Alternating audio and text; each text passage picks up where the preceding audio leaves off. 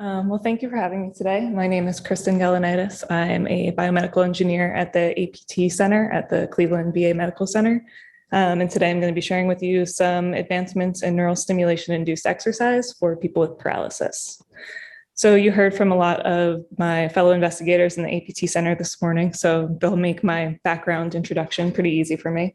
Basically, paralysis can lead to many secondary health complications. So whether that paralysis is the result of spinal cord injury, multiple sclerosis, stroke, or other causes, it can lead to a very sedentary lifestyle. And as a result of that sedentary lifestyle, you can get these secondary complications, which include disuse atrophy, poor circulation, pressure ulcers, obesity, cardiovascular and pulmonary diseases, and probably of particular interest to this group would be bone density loss. So exercise is a really good way to combat some of those secondary complications, but it can be difficult for people with paralysis to achieve the necessary exercise. So stimulation-induced exercise systems have been developed. They can use surface or implanted electrodes. We can pattern stimulation to produce cycling or rowing exercise motions. And we can use feedback from either the bike or the rowing machine to determine when to turn stimulation on and off to different muscle groups.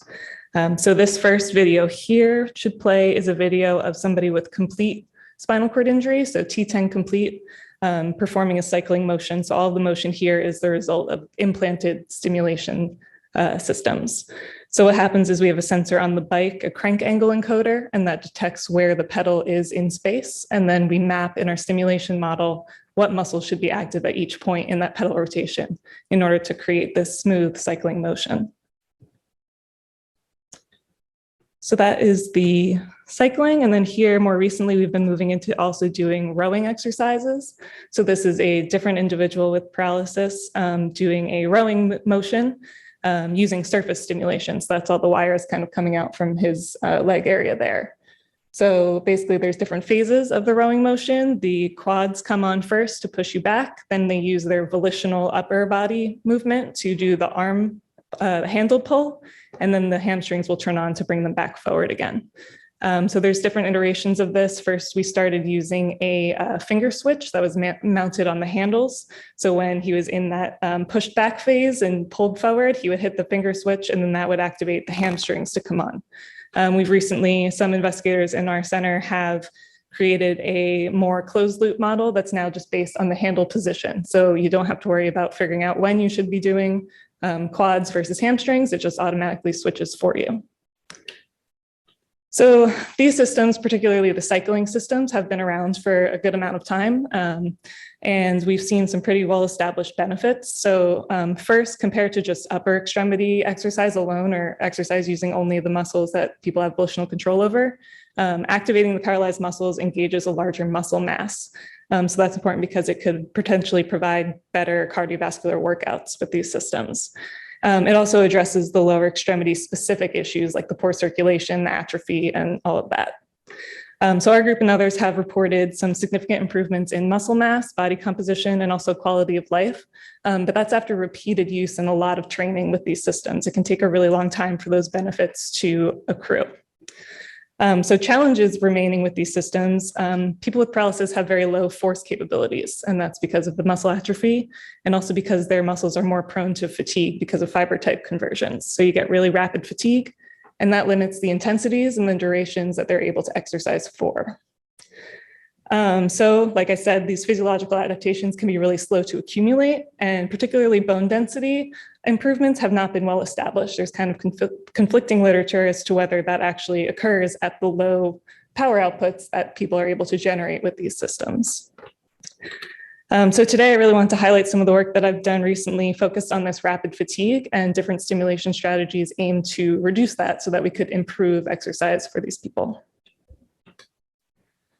So there are, of course, physiological contributors to rapid fatigue in this population, but there are also stimulation-based contributors, which is what I'll be focusing on. So there's a list here of 5 different contributors that are all stimulation-based. And my work is mostly looking at these final 3. So we're going to look at how high stimulus levels can cause field overlap, which causes high firing frequencies, which then contributes to fatigue. We'll also look at how high duty cycles can prevent rest and recovery of certain muscle groups. And we'll look at how non-adaptive stimulation patterns can prevent energy savings for future use. So just very briefly, I'll go over the implanted system that we use to create these cycling motions. And it's this system that is going to help us address those three causes of stimulation-based fatigue. So we have this implanted stimulation system, which has been presented a lot earlier this morning. Particularly, we'll focus on the nerve cuff electrodes, which are those bottom green circles, and then also blown up more on the right side.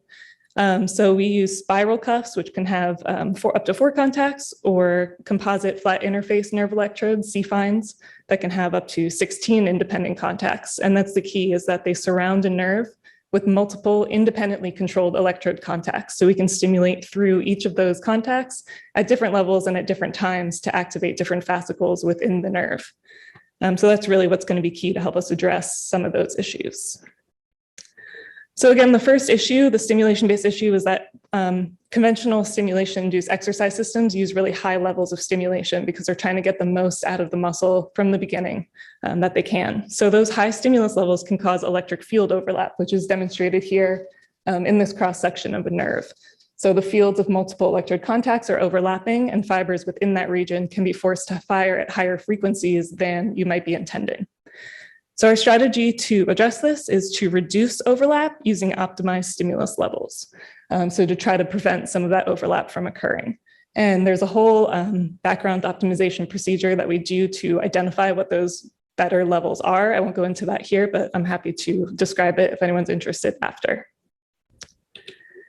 The next stimulation-based issue is those high duty cycles that can prevent rest and recovery. So cycling is already a cyclic motion, but you still are activating the whole quadriceps every time the quadricep is needed in that motion.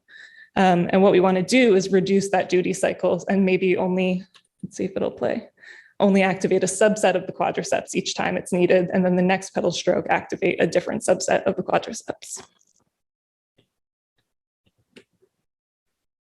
And then finally, the last stimulation-based issue that we'll look at is that we use non-adaptive stimulation patterns, which prevent energy savings. So we use those high stimulus levels from the beginning, which basically activate all of a muscle at full capacity from the beginning. And then that muscle, all fibers within that muscle continuously fatigue throughout the exercise. So you get something like the red trace here, where you have a really high initial output that fatigues down really rapidly. So what we want to do is to maintain submaximal but higher than steady state output using feedback control of the stimulation levels. So we can slowly increase them over time as the originally recruited fibers fatigue to maintain just a steady state level. So we've done these experiments looking into all those different conditions and different combinations of them with 6 participants with paralysis, 5 of which had spinal cord injury, and 1 had adrenoleukodystrophy, so slightly different, but all affecting the lower extremities. And the total outcome measures that we look into that I'll present today, the functional ones were total work, so that's the integral of the power over time, and the average end power. So the total work will tell you how intense the exercise bout was, and the average end power gives us an idea of if we were to continue the exercise longer, how would they realistically be able to continue doing that exercise. So we have all of these different stimulation conditions. I'll just quickly go through them. So the standard max, the first column is the conventional stimulation pattern, so stimulating every subset at maximal intensities. The next one is standard low overlap, that stimulates all of the fibers, but at a lower optimized pulse width value. The next one is carousel max, so that's that low duty cycle. So you stim one subset of a muscle group, but at a maximal intensity. And then the next pedal stroke, you stimulate a different subset by stimulating through a different contact. Then we have the carousel low overlap, which is the combination of the low overlap and low intensity. And then we also have 2 controlled conditions. So these controlled conditions take the cadence that they're cycling at and adjust stimulation in order to match a target cadence instead of having a really high peak output followed by the fatigue. We just maintain a steady cadence the whole time. So first we'll look at those standard low overlap results. These are difference figures. So I'm showing you in the top column, the work output, and the bottom column is the end power over time, or the average end power. And these are plotting the differences between a stimulation condition, a test condition, and the conventional stimulation. So positive differences here indicate an improvement over our conventional stimulation patterns. So you can see with standard low overlap, we are able to significantly improve both work and end power within a single cycling session. And if you look at the top, this is showing the results of that pulse width optimization. In the first participant, there are 2 contacts, one on each leg, where we actually completely dropped out of the pattern. We delivered 0 pulse width, so no stimulation to them. And that's because we found that when we were stimulating at values necessary to induce exercise, those contacts created really high overlap with one of the others. So we just left it out of the pattern completely. And even without stimulation of that subset of fibers, the person still performed much better with that stimulation. So I think it really highlights how important it is to avoid having that high overlap. Next, we have the carousel max overlap stimulation. Again, this simulates just one subset of fibers, each pedal stroke. We also saw in all participants that did this, significant improvements in the end power. If you look at the first participant, we did a carousel pattern that involved 3 contacts, and then also a pattern that involved 2 contacts. And that was because with the 3 contact pattern, we saw that one contact was significantly weaker than the others. So we would see the orange line as the carousel. We would see really high fluctuations in power. So it would be like 2 really strong pedal strokes followed by a painfully slow pedal stroke. And that was interrupting the power accumulation. So when we did it with just the 2 strongest contacts, we saw a significant reduction in that power fluctuation, and we were able to accrue significantly more work within the same amount of time. So that kind of highlights a trade-off between using the lowest duty cycle possible by including all contacts and using only the strongest fibers. And from these limited results, it seems that using only the strongest fibers was much better, and that you don't need to reduce duty cycle too much further in an already cyclic exercise to get these results. Next, we'll look at the carousel low overlap. So that combines the low stim and the low duty cycle. We did not see any significant improvements in work, and that's not really too surprising because this is delivering the lowest amount of stimulation to the fewest fibers at once. But we did see that in one participant, they were able to maintain significantly higher end powers. So if we look at the power output over time in that case, he was really strong in the beginning with a high peak power, but tapered down really low with conventional stim. And with the carousel low, even though we're only stimulating individual or activating individual subsets of fibers, he was still able, he didn't produce nearly as high of a peak power, but he was able to maintain significantly higher end power by the end of that trial.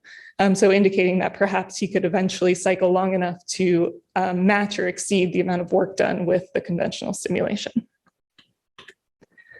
Next, we'll move on to those last 2, the closed loop selective cycling patterns. So again, this is trying to match and maintain a target cadence. So instead of having a high cadence in the beginning that tapers off as you fatigue, we would use a controller within the stimulation model to match and maintain a mid-level intensity.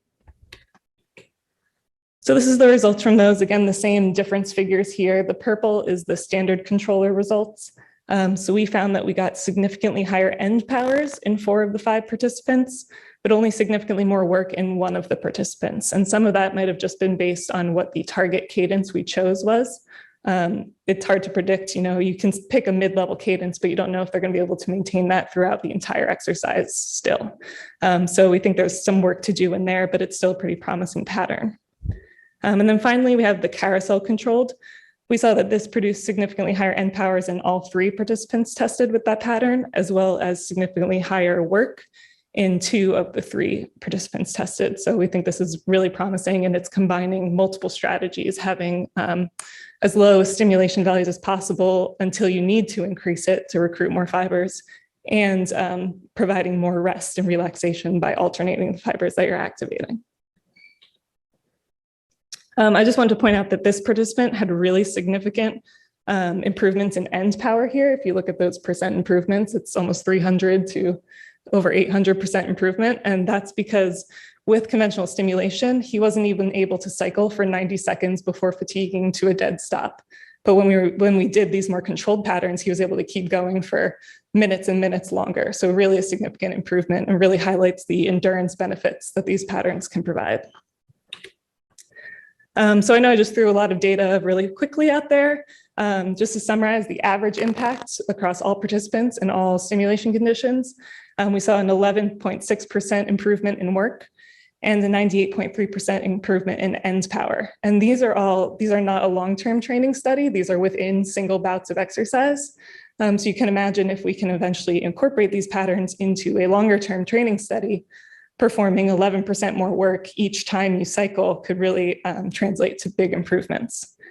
So we are hoping that increasing the work produced and the power maintained will ultimately accelerate strength improvements, produce greater benefits in those load-dependent metrics like bone density, and improve exercise regimen satisfaction and adherence. And just to leave you with some considerations, because you could see that different participants responded better to some patterns over the others. We believe that for stronger participants, so people who are already familiar with stimulation-induced exercise, who can already cycle for a good amount of time, you could really use any of these patterns and see significant gains. So you could either reduce overlap or the duty cycle, or use feedback control where available. Any of those will really benefit them. But for those less strong participants, maybe people who are just starting out in a rehabilitation program, if you want to do an endurance workout, we recommend starting with the low overlap stimulation. This is because it addresses the more immediate causes of fatigue from those high frequencies and eliminates that factor. And it's also not limited by the weakest fiber group involved. So it'll avoid some of those power fluctuations if they have very weak individual muscle groups. But conversely, if your goal is to do a targeted strength workout, you could still do those low duty cycle patterns because this will prevent shielding of those weaker fibers by the stronger ones and really force them to move against the harder resistance to train those up more specifically. So that just kind of scratches the surface of all the exercise studies we have going on. And I'm happy to take any questions, or if you have any after the fact, my email address is up there as well. Yeah. How often do patients come to your facility to do exercise? Yeah, so that's a good question. It really depends on the participant. A lot of our participants live all over the country, so they don't come back to Cleveland too often. We have one participant who comes once a week, and then we have others who we see once a year. And for those participants that are far away, we do have programs where we send them home with the bike and the system so that they can exercise on their own time. It still depends, it varies by person how often they actually use it. So that's why we want to make sure that within each exercise bout, every time they get on the bike, they're doing as much as they possibly can, because we can't guarantee that they'll, even like able-bodied people, you can't guarantee they're going to stick to the program.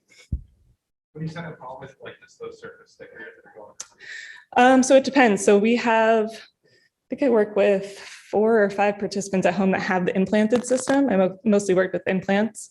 But we do have a spread project going on through our center that's sending our bikes to other VAs across the country, and they will be using the surface stim. But surface is harder at home because you have to do all the setup.